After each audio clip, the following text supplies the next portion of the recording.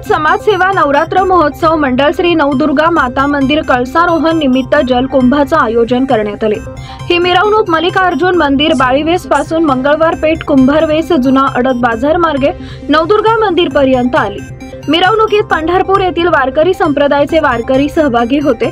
या प्रसंगी हजारो महिला जलकुंभ घेऊन मिरवणुकीत सहभागी झाले। त्यानंतर सर्वांना महाप्रसादाचं वाटप करण्यात आलं। या प्रसंगी ॲडव्होकेट मिलिंद थोबडे, सिद्धेश्वर नाडार, संजय होमकर, भीमाशंकर पद्मगोंडा, संगमेश गुंगे, नारायण सुरवसे, शेखर सुरवसे, बाळासाहेब वाघमोडे, नरेंद्र होमकर, सागर अतनुरे, रमेश चव्हाण, यशवंत चव्हाण, महेश बुद्धे, जगदीश होंडराव, चंद्रकांत सिंगराल, राजेश हवले, मनोज पाटील, गणेश पांढरे, आशिष दुलंगे, गुरुराज पद्मगोडा, सतीश पारेली, नागेश कोळी, कल्याणराव चौधरी, लखन सुरवसे, प्रशांत धनुरे, दत्ता गांधारे यांच्यासह मंडळातील सर्व पदाधिकारी व सर्व देवी भक्तांनी मोठ्या संख्येने उपस्थित होते।